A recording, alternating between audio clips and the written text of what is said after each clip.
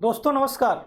दोस्तों आपने देखना शुरू कर दिया big India voice of nation और मैं हूं कुमार रवि। तो हमारे साथ बातचीत करने के लिए दिल्ली के मशहूर शिक्षक आवास वैद्यनाथम साहब हैं, जो आर्थिक समझ रखते हैं, जो इकोनॉमिक के फैकल्टी भी है और इकोनॉमिक बच्चों को पढ़ाते भी हैं। यूपीएससी पीसीएस के बच्चे जो आईएएस पीसीएस की तैयारी कर रहे हैं उन्हें भी इकोनॉमिक्स पढ़ाते हैं। इस वक्त हमारे साथ हैं, उनसे जानेंगे कि बिहार की जो आर्थिक गतिविधियाँ हैं, जो भी बिहार में इकोनॉमिक डेवलपमेंट की बात हो रही है, चाहे वो माइग्रेशन की बात हो रही हो, अनएम्प्लॉयमेंट की बात हो रही हो, पॉवर्टी की बात हो रही है, तमाम विषयों पर इनसे जानेंगे और आप सभी का ध्यान आकृष्ट कराएंगे। सर बहुत स्वागत है आपका। थैंक यू रवि जी, आपने जो मेरे बारे में बताया वो बहुत डिटेल में और अच्छा बताया। मैं इतना डिजर्व नहीं करता हूँ, लेकिन मैं बताता हूँ। सर लगातार बिहार में तमाम आर्थिक समस्याएं जो है वो चल रही हैं। बिहार में एक सबसे बड़ा जो मुद्दा बना हुआ है वो माइग्रेशन का प्रॉब्लम बना है। कैसे देखते हैं इसको आप? देखिए, पलायन की जो समस्या है ये एक चुनाव का एक मुद्दा है। मैं इसे मुद्दा समझता हूँ। बिहार में गरीबी और बेरोजगारी, बिहार का जो डेवलपमेंट रेट है, ग्रोथ रेट है, ये कम होना, ये आपस में रिलेटेड कंसेप्ट है। जैसे ग्रोथ होता है, जीडीपी हुआ, जीडीपी जैसे मैं समझाता हूँ कि आउटपुट कितना बन रहा है। यदि उत्पादन ज़्यादा होगा तो एम्प्लॉयमेंट ज़्यादा होगा, एम्प्लॉयमेंट ज़्यादा होगा गरीबी रेखा, इनकम ज़्यादा होगा, इनकम ज़्यादा होगा गरीबी नीचे आएगी और पलायन खुद ब खुद हो जाएगा। पलायन अपने आप में एक खराब नहीं है। आप पंजाब में देख लीजिए, केरल में देख लीजिए, वहाँ के लोग भी बाहर जाके काम करते हैं। बाहर से रिसोर्स आ रहा है, फॉरेन एक्सचेंज आ रहा है, पैसे आते हैं और उससे कहीं डबल। हमारे स्टेट में भी छपरा डिस्ट्रिक्ट के लोग पहले बाहर जाते थे और छपरा डिस्ट्रिक्ट का जो डेवलपमेंट का बहुत बड़ा कारण था कि वहाँ के लोग बाहर चले जाते थे। मुद्दा यहाँ पे है कि अनस्किल्ड वर्कर्स जो होते हैं वो बाहर जाके काम करते हैं। देखिए, बच्चों को मैं ये समझाता था, एक बहुत फेमस पुराना क्लासिकल डायलॉग है पलायन से related, it is better to have brain drain. हाँ, ये अच्छा है कि ब्रेन ड्रेन हो जाए, दूसरे देश में चला जाए, then to have brain in the drain. हम गंदी नाली में ही अपने ब्रेन को छोड़ दें, उससे अच्छा है कि ब्रेन हमारा बाहर चला जाए और बाहर से पैसे कमा के बाहर भेजें। देखिए, ये सारा चीज़ ऐसा है कि आप एक कंट्री का एग्जांपल ले लीजिए। जैसे मैं इजराइल के बारे में कहता हूँ, आप सब लोग जानते हैं, ये हमेशा एक पढ़ाया जाता है बच्चों की, इजराइल में क्या है, कुछ नहीं है।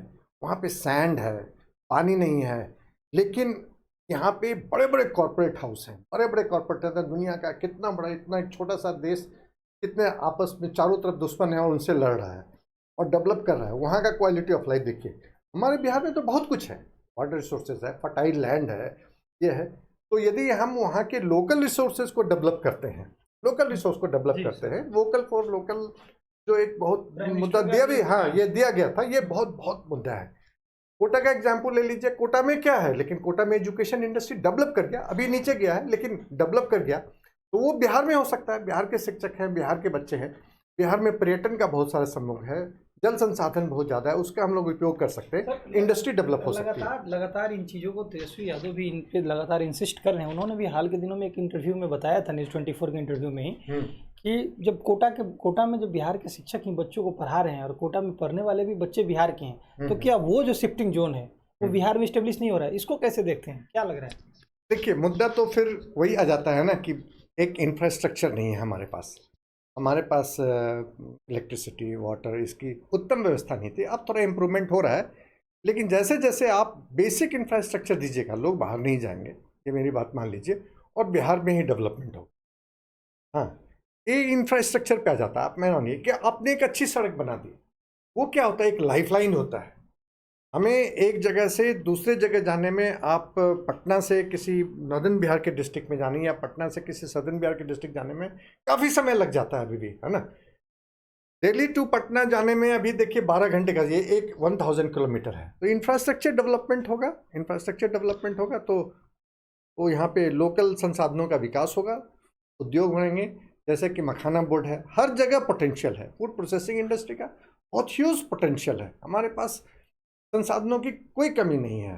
इनफैक्ट हम लोग कह सकते हैं, अब झारखंड कट के अलग हो गया, लेकिन अभी भी हमारे पास इतना है, दुनिया के किसी भी इलाके में इतना संसाधन नहीं है जितना बिहार में है। Bihar is agro based agricultural state, but there are various challenges in Bihar. On your own perspective, which type of challenges, major issues Bihar, and these are also the political issues in Bihar politics? देखिए, challenges की बात करते हैं मैं सिर्फ कहता हूँ ये इच्छा शक्ति की कमी है बस। पॉलिटिकल और मैं क्या, विलिंगनेस है। आप लोग आगे बढ़ के काम कीजिए, हम वंडर क्रिएट कर सकते हैं। मैं इस बात को मानता हूँ, कोई चैलेंज नहीं है। लीची उद्योग की अपनी चैलेंजेस हैं, मखाना उद्योग का अपना चैलेंजेस है, फिशरीज का अपना चैलेंजेस है, लेकिन ये ऐसा कोई भी चैलेंज नहीं है जिसको हम ओवरकम नहीं कर सकते। जैसे कि आप कोसी को सौरव ऑफ बिहार कहते हैं, वांगो को सौरव ऑफ चाइना बोलते थे, लेकिन देखिए अभी उसके लिए बूंद साबित हो रहा है। उसी तरीके से कोई चैलेंज नहीं है। आप लोग निकलिए, वोट कीजिए और अपने बच्चों को ध्यान में रखते हुए, अपने विकास को ध्यान में रखते हुए आप एक अच्छा कैंडिडेट दीजिए। यंग हो, डायनेमिक हो, समझदार हो, पढ़े लिखे हो, और कुछ समस्याएं तो हर जगह होती है और उसको ओवरकम किया जा सकता है। सर, बिहार में पॉवर्टी जो है वो भी एक मेजर रोल प्ले करती है, वो भी एक बड़ी चैलेंजेज है। बिहार के लोग माइग्रेशन की समस्या से अभी भी परेशान हैं।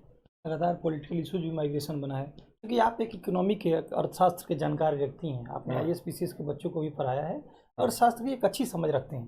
बिहार के इकोनॉमिक्स पर्सपेक्टिव में जब बात करें तो माइग्रेशन और अनएम्प्लॉयमेंट को कैसे दूर किया जा सकता है? देखिए, पॉवर्टी के बारे में तो बहुत है कि VCS साइकिल होता है, VCS साइकिल होता है। आप गरीब क्यों हैं? क्योंकि आप गरीब हैं। आपने जन्म लिया था एक गरीब परिवार में, तो आपका एजुकेशन नहीं हो पाया, आपको अच्छा न्यूट्रिशन नहीं मिल पाया, आपको हेल्थ केयर अच्छा नहीं मिल पाया, तो फिर आपका प्रोडक्टिविटी कम हो जाता है, और प्रोडक्टिविटी कम हो जाता है तो फिर आपका इनकम जनरेट नहीं हो सकता है। इसको बोलते हैं VCS साइकिल ऑफ पॉवर्टी। ये बहुत क्लासिकल थ्योरी है, रैगनर नक्सन ने ये थ्योरी दिया था। बहुत क्लासिकल थ्योरी है, माफ़ कीजिएगा, थोड़ा सा इंटेलेक्चुअल हो जाता है बातें, लेकिन इस VCS साइकिल ऑफ पॉवर्टी, गरीबी का दुष्चक्र, इसको हम सुचक्र बना सकते हैं, मतलब वर्चुअस साइकिल बना सकते हैं इस साइकिल को। और वर्चुअस साइकिल को तोड़ना क्या है? जैसे वो कहा गया था ना कि तो वो जो अभिमन्यु थे और उनको वो तोड़ना था, उनका चक्रव्यूह तोड़ना था, तो वही चक्रव्यूह है। इसको वर्चुअस साइकिल बनाया जाता है। और वर्चुअस साइकिल में क्या होता है, हमारे पास ह्यूमन रिसोर्सेज है, इतना ह्यूमन रिसोर्सेज है, आपको कहाँ मिलेगा इतना ह्यूमन रिसोर्सेज। और यंग लोग हैं, कुछ भी करने के लिए तैयार हैं। इनको थोड़ा सा ट्रेनिंग दे देना है, इनको थोड़ा सा रास्ता दिखा देना है, इनके अंदर में थोड़ा सा होप देना है ना। और ये कहाँ से आ सकता है? हमारे पॉलिटिकल लीडर से आ सकता है। यदि वो साथ में रहें तो हमारा कुछ भी हो जाएगा। एक अच्छे एक अच्छे नेता हमारे पास आए और हमें गाइड करें, बिहार किसी से पीछे नहीं रहेगा। बहुत बहुत धन्यवाद सर। तो आप बिहार के लोगों को, तमाम लोगों को ऐसी चीज़ों की जानकारी दी जिसको लेख के राजनीतिक मुद्दे भी बने और तमाम चर्चे अभी जारी हैं। बहुत बहुत धन्यवाद।